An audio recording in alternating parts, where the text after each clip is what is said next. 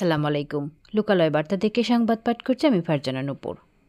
গুমস্তাপুরে শহীদ রাষ্ট্রপতি জিয়াউর রহমানের ৪৪তম শাহাদাত বার্ষিকী উপলক্ষে বিএনপির স্মরণসভা ও দোয়া মাহফিল। মোহাম্মদ সামিরুল ইসলাম, চাঁপাইনবাবগঞ্জ প্রতিনিধি। চাঁপাইনবাবগঞ্জ গুমস্তাপুরে শহীদ রাষ্ট্রপতি জিয়াউর রহমানের ৪৪তম শাহাদাত বার্ষিকী উপলক্ষে বিএনপির স্মরণসভা ও দোয়া মাহফিল আয়োজন করা হয়েছে।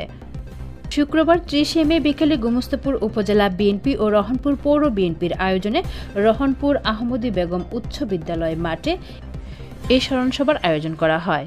গুমস্তাপুর উপজেলা বিএনপির ভারপ্রাপ্ত আহ্বায়ক মোয়াজ্জেম হোসেনের সভাপতিত্বে অনুষ্ঠিত সভায় প্রধান অতিথি হিসেবে উপস্থিত ছিলেন ও বক্তব্য দেন গুমস্তাপুর উপজেলা বিএনপির সদস্য সচিব অ্যাডভোকেট নুরুল ইসলাম সেন্টু। প্রধান বক্তা হিসেবে উপস্থিত ছিলেন ও বক্তব্য দেন রহনপুর পৌর বিএনপির আহ্বায়ক এনায়েত করিম তৌকি।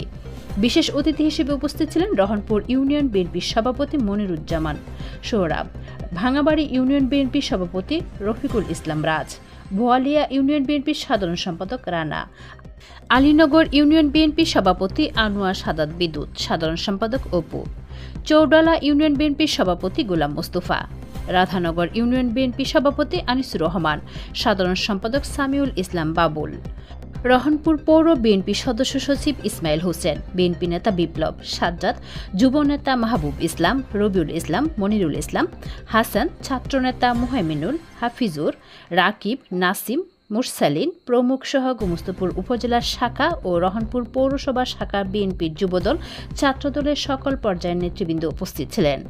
আলোচনা সভা শেষে শহীদ রাষ্ট্রপতি জিয়াউর রহমানের আত্মার মাগফিরাত কামনায় দোয়া করা হয়। ধন্যবাদ লোকালয় বার্তার সঙ্গে থাকার জন্য।